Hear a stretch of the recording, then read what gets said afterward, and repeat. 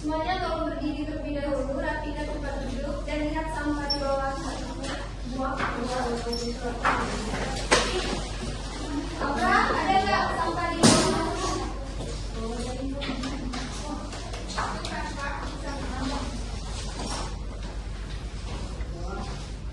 Oke, buang semuanya ya.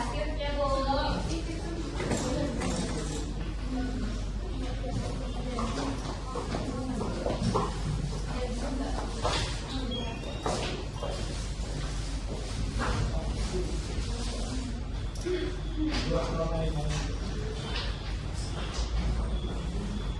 Cepat-cepat.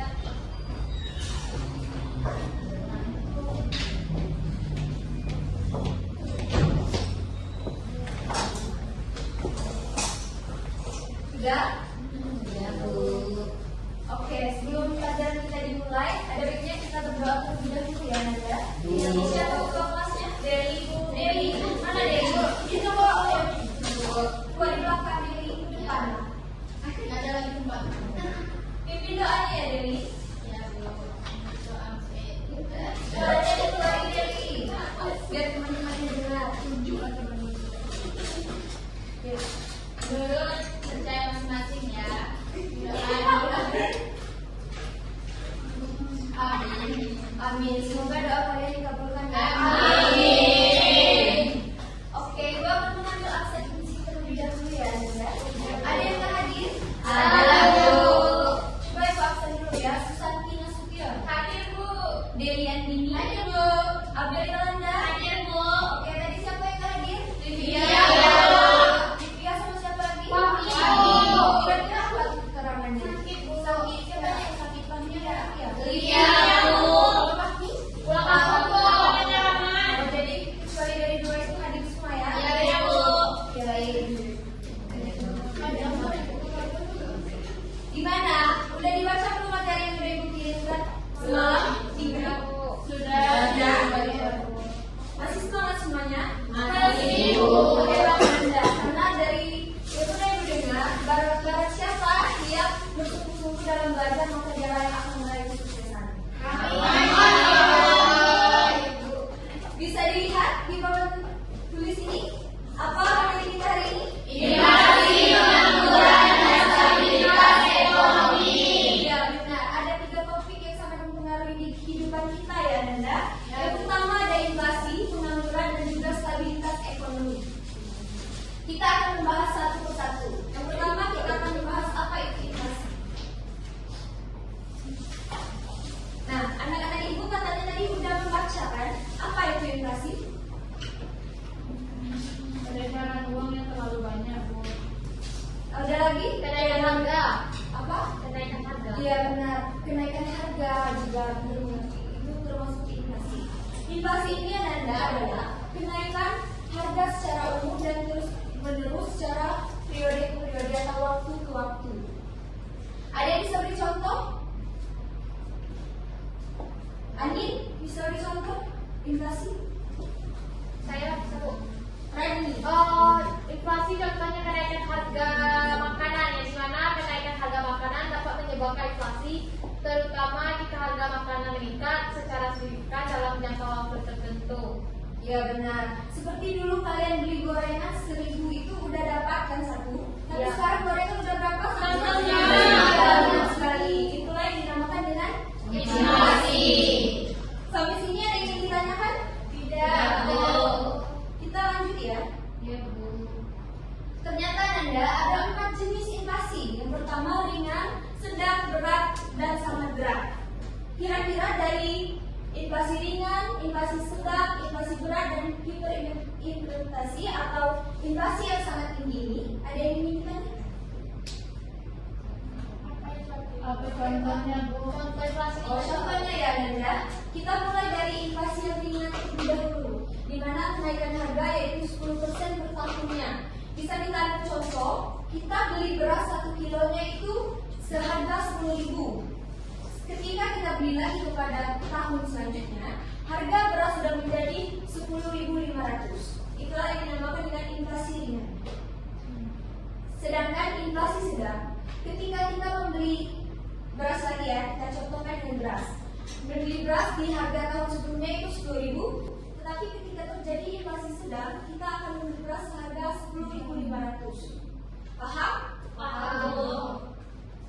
Inflasi berat ini kenaikan harga seperti beras, telur, minyak itu mencapai 50% sampai 100%. Itulah yang disebut dengan inflasi berat. Inflasi yang sangat tinggi atau hiperinflasi. Ini contohnya kita ambil di negara tetangga atau negara luar. Itu pernah terjadi di negara Venezuela, di mana harga roti, minuman bisa naik dalam hitungan jam.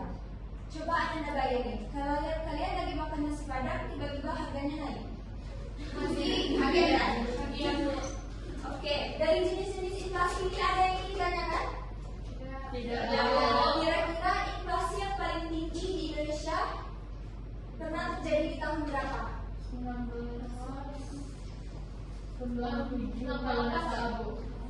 Kurang, tepat. Terjadi pada tahun 1998. Ya. Ada yang tahu lagi nih, inflasi di Indonesia sekarang berapa? Ya, siapa namanya sebelum kita? Ya, berapa sih? Nah, 1,95% itu kira-kira termasuk jenis inflasi mana ya? Ringan ya, benar, pintar semuanya ya. Bukan dari jenis inflasi sudah jelas? Apa ada yang mau ditanyakan lagi? Ya. Baik, kita akan masuk ke dampak inflasi. Dampak inflasi itu beragam ya, Nanda. Ada negatif dan positif, tapi lebih kebanyakan negatif. Yang pertama ada menurunkan daya beli masyarakat. Ada yang bisa jawab? Gimana nih, katanya udah dibaca materi yang sudah ibu kirimkan? Ada yang bisa jawab? Susanti? Oh ya Bu, jika terjadi inflasi kan harga naik, Ya, Bu. otomatis Ya, Susanti. daya beli masyarakat itu berkurang. Contohnya saya sendiri kalau harga naik, nggak mau saya beli Bu. Ya, jadi contohnya itu menurunkan daya beli masyarakat itu. Contohnya ketika seseorang yang berpenghasilan tetap itu sebelum terjadi inflasi dia bisa memenuhi kebutuhannya ya. Tetapi ketika inflasi naik, dia tidak bisa memenuhi kebutuhannya lagi. Itulah yang disebut dengan tentu ketika barang dan jasa naik dia tidak akan berbelanja kan, mengurangi belanjanya. Nah, itulah yang akan menyebabkan menurunnya daya beli masyarakat. Kemudian ada ketidakpastian usaha. Ada yang bisa jelasin? Tidak ada? Oke.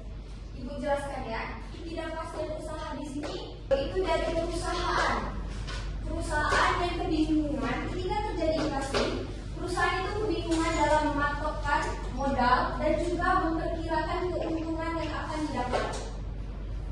Itulah yang disebut dengan ketidakpastian usaha. Kemudian ada ekonomi yang tidak stabil. Ketika pengusaha kebingungan dalam menentukan usahanya, kemudian daya beli masyarakat itu menurun, tentu stabilitas ekonomi kita akan terganggu. Itulah yang kenapa dampak inflasi itu ada ekonomi yang tidak stabil. Sampai sini ada yang ingin ditanyakan? Kemudian yang diuntungkan menabung. Kenapa menabung diuntungkan? Ada yang bisa jawab? Kemana yang menabung? Baru tepat, ada lagi yang bisa jawab? Ajeng? Karena ketika kita karena dampak inflasi itu kan penurunan daya masyarakat kan Bu. Jadi apabila kita menabung, ada tabungan nanti pas inflasi itu turun. Terima kasih Ajeng dan Aga sudah berani menjawab ya. Tapi Ibu menandatangani bahwasanya penabung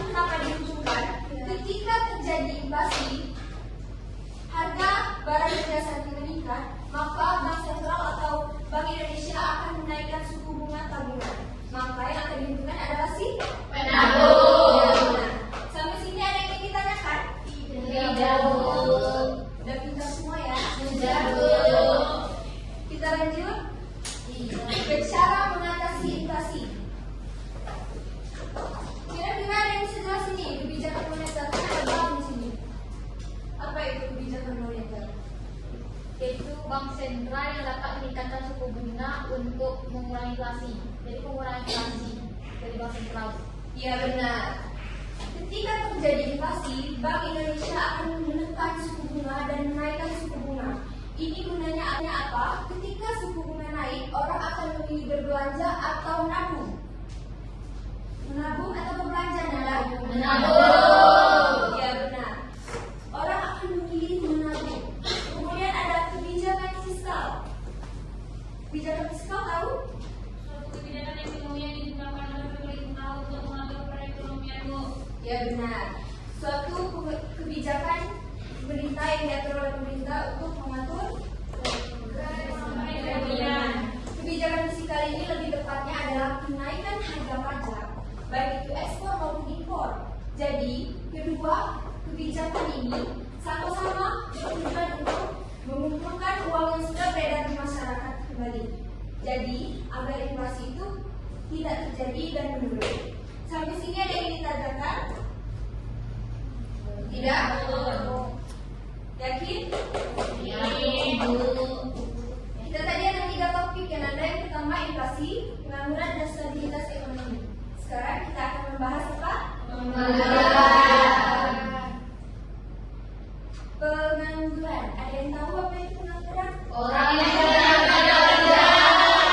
Ya, orang yang tidak bekerja atau orang yang sudah siap kerja tetapi tidak mendapatkan pekerjaan. Pernah lihat kakak, saudara, tetangga atau bahkan orang tua kalian sendiri sudah bekerja? Pernah, Bu. Nah, itulah yang dinamakan dengan Pengangguran. Kita lanjut ya. Ada jenis-jenis pengangguran. Yang pertama itu struktural, musiman, fungsional, dan konjungtural. Dari keempat jenis ini ada yang pernah kalian dengar? Musiman, apa itu?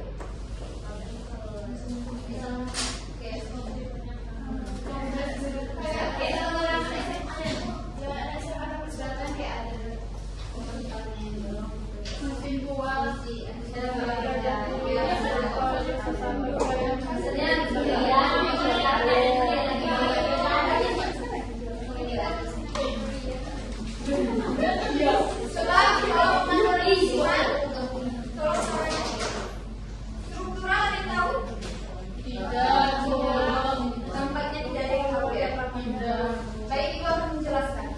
Pengangguran struktural itu terjadi ketika si pencari kerja tidak cocok di tempat dia yang akan bekerja. Contohnya, si pencari kerja, contohnya si Pinda ya. Si Pinda ini bekerja di toko B. Toko B itu sudah menggunakan teknologi komputer. Tetapi si Pinda tidak bisa menggunakan komputer.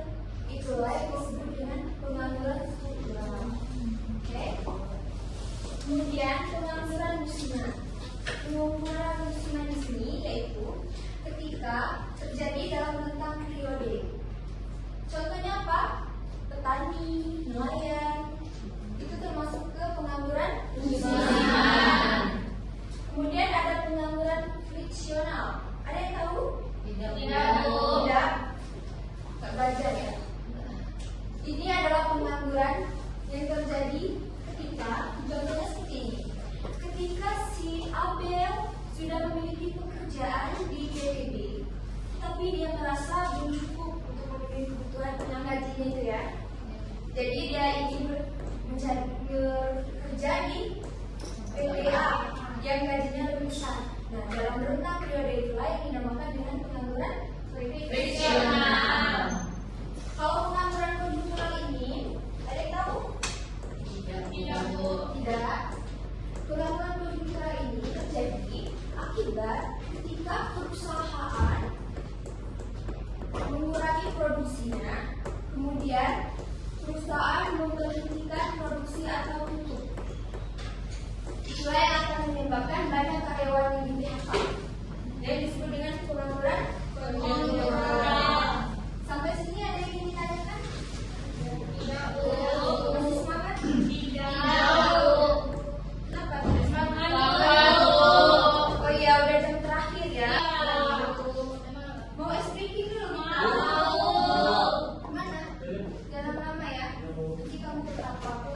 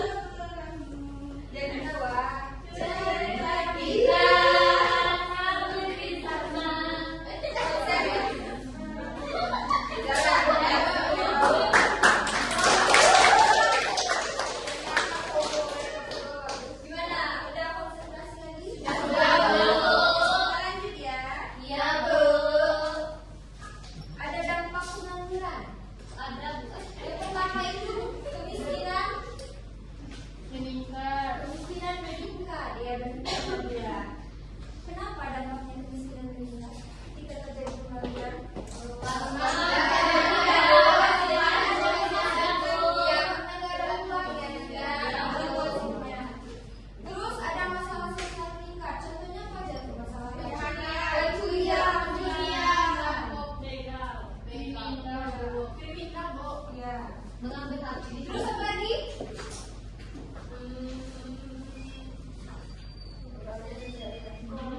Korupsi. Korupsi itu dia nggak kemampuan, dia nggak terlalu kaya makanya nggak bisa nahan diri. Stres kok? Ya. Apa? Stres.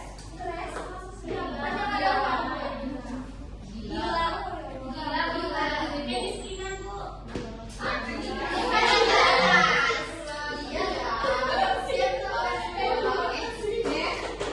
Ya benar. Ketika pengangguran terjadi terdapat dua ini adalah yaitu kemiskinan meningkat dan juga masalah sosial seperti pencurian atau begal. Di kampung ada? Oh jauh ya ke sekolahnya. Oke, di sini ada yang ditanyakan. Ya kita paham. Oke, Ibu Angga sudah paham ya. Kita lanjut. Cara mengatasi pengangguran ada dua nih. Pertama, pelatihan kerja dan juga menciptakan lapangan kerja baru. Apa itu, Bu? Tidak tahu? Tidak, Bu. Oke. Ya. Tolong serius ya. Ya, Bu. Kembali ke Bu. Pelatihan kerja ini bertujuan untuk melatih orang-orang yang mengalami pengangguran itu untuk bisa memenuhi kriteria yang diinginkan oleh perusahaan yang dituju. Itulah yang disebut dengan pelatihan kerja. Kemudian ada menciptakan lapangan kerja baru. Kenapa? Ada yang bisa jawab? Supaya pengangguran bisa bekerjaan. Iya benar, pintar. Ketika tercipta lapangan kerja baru, tentu perusahaan ini akan banyak merekrut karyawan kan? Sehingga pengangguran akan berkurang. Ada yang ditanyakan sampai sini? Tidak. Tidak. Tidak, Bu. Lanjut ya. Ya, Bu. Oke, setelah Ibu bahas tadi ada inflasi, pengangguran, kemudian stabilitas ekonomi. Kira-kira apa yang stabilitas ekonomi?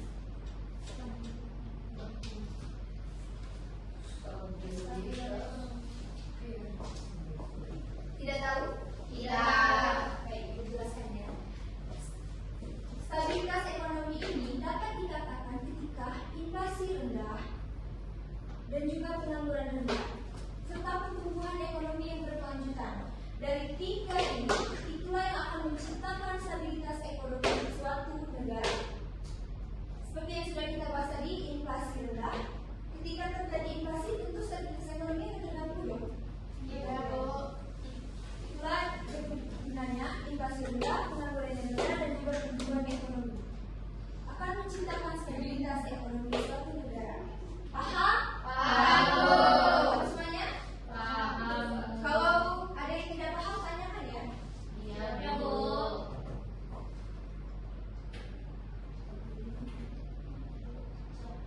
Masuklah kita ke tugas. Terus ya. Ada berapa orang di sini yang hadir? Banyak. Bertiga. Saya. Yang tak hadir siapa aja berarti? Eka, 4 orang, Bu. Eka, Tio.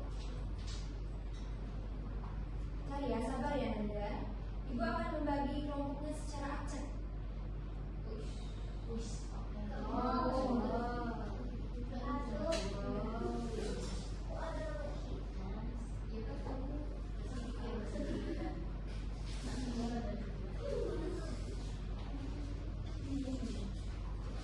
Siapa yang tak hadir? Rio ya. Ya, Bu. Ya, Ami, Fahmi, Eka,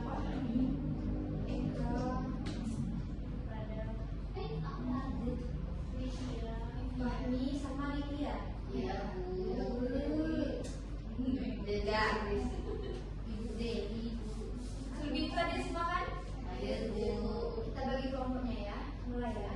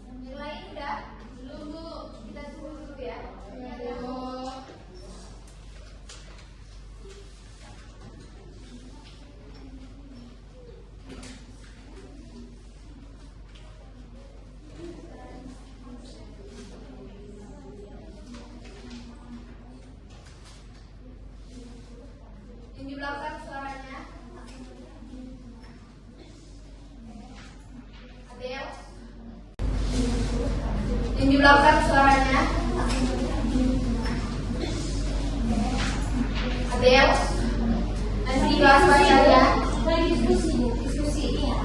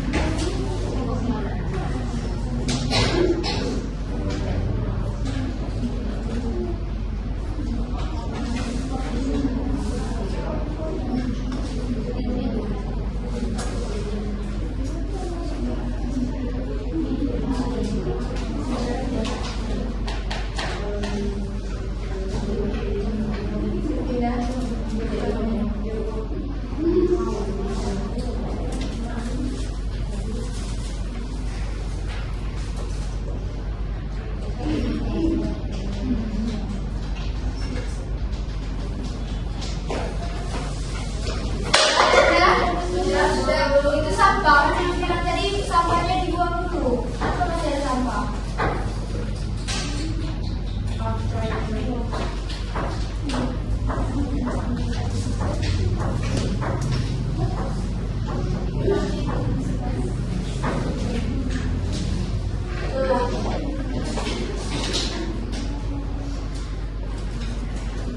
Pokok dan bilang udah yang lain sudah siapa nih yang mau maju dulu? Satu, dua, itu yang belakang tadi mau berapa itu? Kalian aja. Kami satu bu. Lagi enggak dia bu. Jadi satu dulu. Satu ya.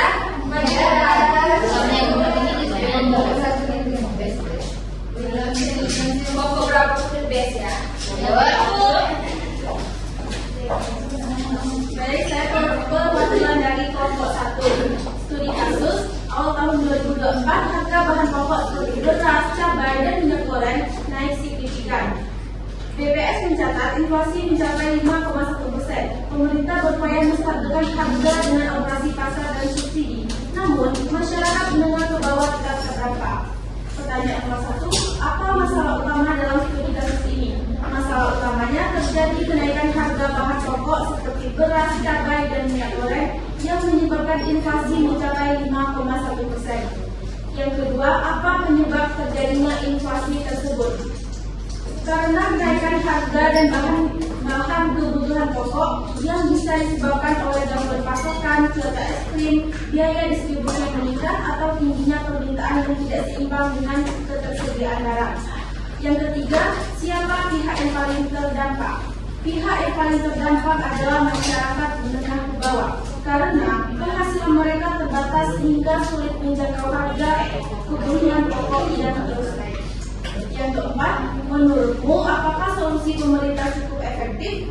Solusi pemerintah seperti operasi pasar dan subsidi adalah langkah yang cukup efektif dalam jangka pendek karena dapat menurunkan harga sementara dan membantu masyarakat. Namun, untuk jangka panjang, pemerintah perlu memperbaiki rantai distribusi, produksi, dan ketahanan pangan nasional agar harga tetap stabil. Yang terakhir, bagaimana inflasi bisa mempengaruhi stabilitas ekonomi? Inflasi yang tinggi dan tidak terkendali dapat menurunkan daya beli masyarakat, menambah beban biaya hidup, meningkatkan kemiskinan, serta menciptakan ketidakpastian ekonomi. Terima kasih. Oke, tepuk tangan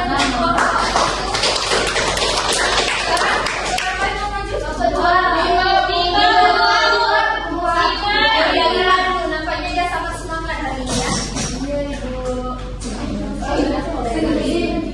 Baiklah, saya akan mewakili kelompok saya, kelompok 5, untuk membacakan hasil diskusi hari ini. Yang pertama, apa masalah utama dalam studi kasus ini? Masalah utamanya adalah inflasi yang signifikan, yaitu 5,1% pada awal tahun 2024 yang disebabkan oleh kenaikan harga bahan pokok seperti beras, cabai, dan minyak goreng. Yang kedua, apa penyebab terjadinya inflasi tersebut? Penyebab inflasi dalam studi kasus ini adalah kenaikan harga bahan pokok, beras, cabai, dan minyak goreng. goreng. Penyebab kenaikan harga ini sendiri bisa beragam, yaitu yang pertama faktor penawaran, pada pemasokan, misalnya roda panen dan hambatan distribusi. Yang kedua, faktor permintaan. Peningkatan permintaan yang signifikan terhadap barang-barang tersebut, misalnya karena peningkatan daya beli atau perubahan pola konsumsi. Yang ketiga, ada faktor biaya produksi, yaitu kenaikan biaya produksi, misalnya upah buruh atau harga pupuk. Dan yang terakhir, faktor spekulasi, yaitu spekulasi pasar juga dapat menyebabkan kenaikan harga. Selanjutnya, soal ketiga, siapa pihak yang paling terdampak? Pihak yang paling terdampak adalah masyarakat menengah ke bawah. Mereka memiliki daya beli yang lebih terbatas dan akan lebih merasakan dampak kenaikan harga pokok terhadap pengeluaran mereka. Yang keempat, menurutmu apakah solusi pemerintah cukup efektif? Solusi pemerintah berupa operasi pasar dan subsidi mungkin tidak cukup efektif sepenuhnya, meskipun upah tersebut membantu menstabilkan harga sampai batas tertentu. Masyarakat menengah ke bawah tetap berdampak. Yang kelima, bagaimana inflasi bisa mempengaruhi stabilitas ekonomi nasional? Inflasi yang tinggi dan tidak terkendali dapat mengancam stabilitas ekonomi nasional dengan beberapa cara. Yang pertama, penurunan daya beli, ketidakpastian ekonomi, ketimpangan pendapatan, peningkatan suku bunga, dan kerusuhan sosial. Itulah hasil diskusi dari kelompok 5. Terima kasih.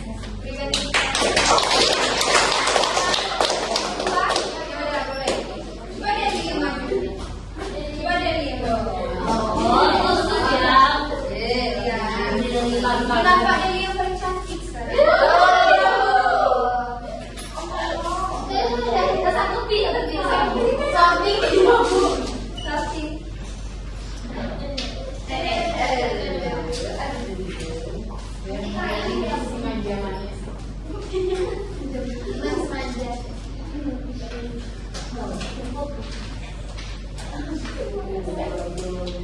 Harga bahan pokok seperti beras, cabai, dan minyak goreng naik signifikan.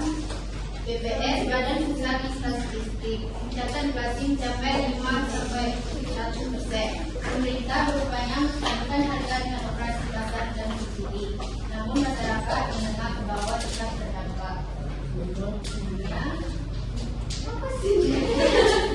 Dan kawah ya. Dan kawah. Baca soalnya ya, dari sesuaikan jawaban dengan soal.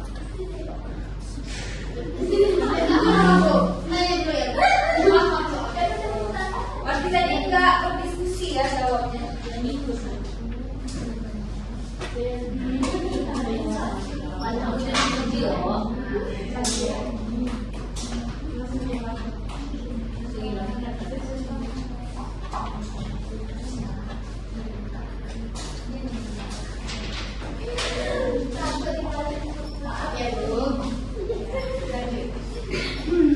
Apa masalah utama dalam studi kasus ini? Jawabannya, harga bahan pokok seperti beras, cabai, dan minyak goreng.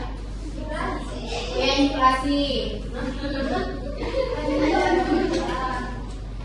Yang kedua, apa penyebab terjadinya inflasi tersebut?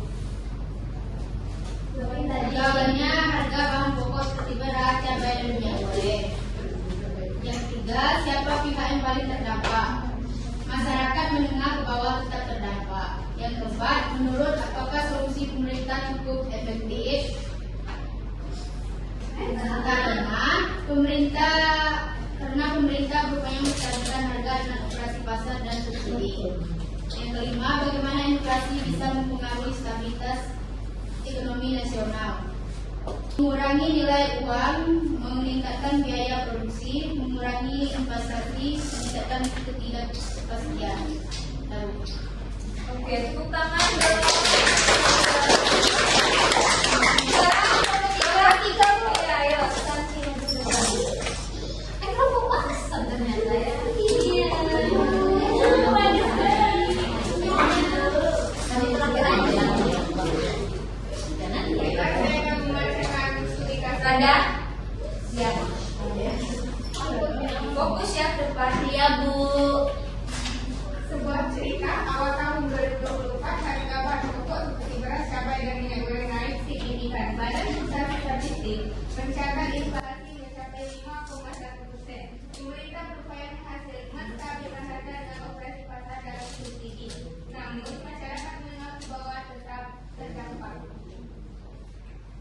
Yang pertama, apa masalah utama dalam studi kasus ini? Masalahnya yaitu inflasi. Kemudian penyebab terjadinya inflasi itu ada faktor permintaan, faktor penawaran, dan faktor biaya produksi. Menurutmu, yang ketiga, siapa pihak yang paling terdampak? Pihak yang paling terdampak itu adalah masyarakat menengah ke bawah. Yang keempat, menurutmu apakah solusi pemerintah itu efektif? Menurut saya belum tentunya efektif karena ternyata masyarakat menengah ke bawah itu tetap terdampak. Lalu bagaimana inflasi bisa mempengaruhi stabilitas ekonomi nasional? Inflasi bisa mempengaruhi stabilitas ekonomi karena menurunkan daya beli, meningkatkan ketidakpastian, meningkatkan kemiskinan, menurunkan pertumbuhan ekonomi serta meningkatkan kesejahteraan. Sekian dari kelompok 3. Terima kasih.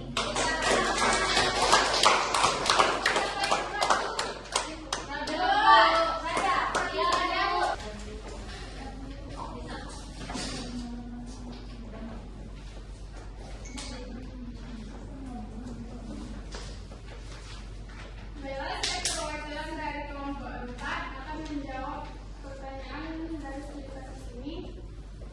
Yang pertama, apa masalah utama dalam studi kasus ini? Masalah utama dalam studi kasus ini adalah terjadinya inflasi yang cukup tinggi, mencapai 5,1%. Akibat kenaikan harga bahan pokok seperti beras, cabai, dan minyak goreng di awal tahun 2024. Hal ini menyebabkan daya beli masyarakat menurun dan menimbulkan keresahan di masyarakat. Yang kedua, apa penyebab terjadinya inflasi tersebut? Penyebabnya yakni kenaikan harga bahan pokok yang signifikan.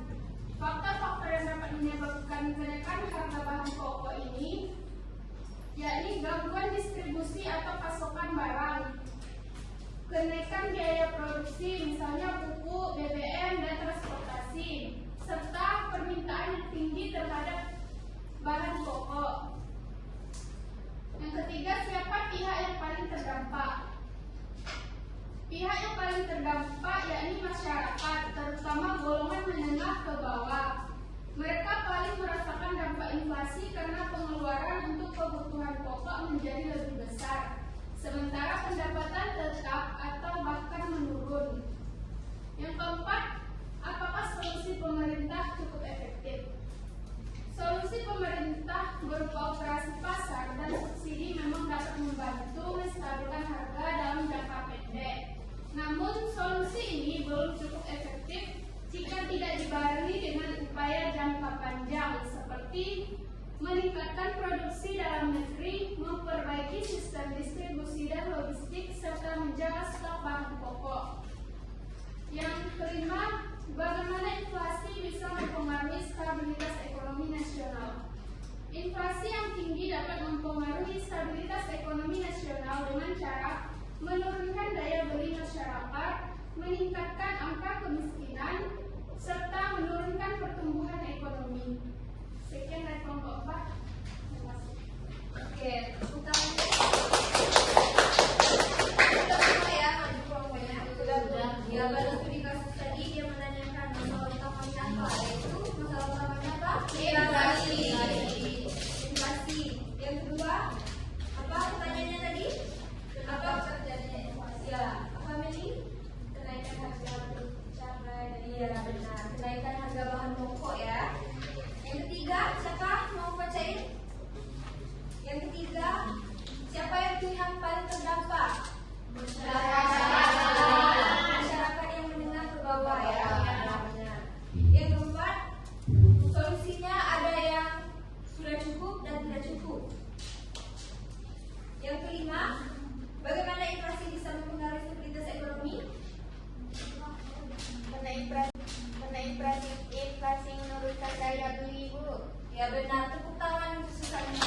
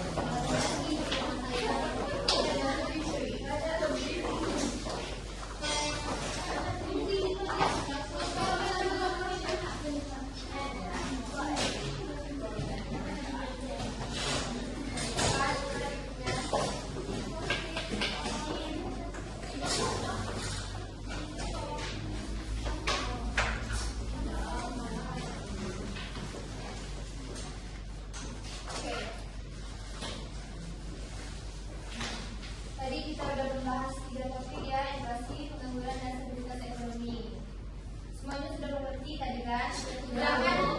Jangan dilupakan ya, karena ini sangat penting. Nanti ibu masukin ke ujian. Oke, sekarang karena jam sudah menunjukkan waktu pulang, berakhirlah sudah pembelajaran kita pada hari ini.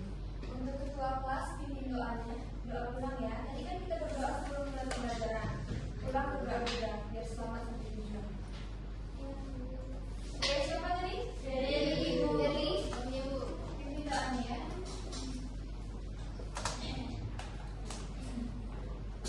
Saya masing-masing saja ya doanya. Bismillah. Amin. Langsung pulang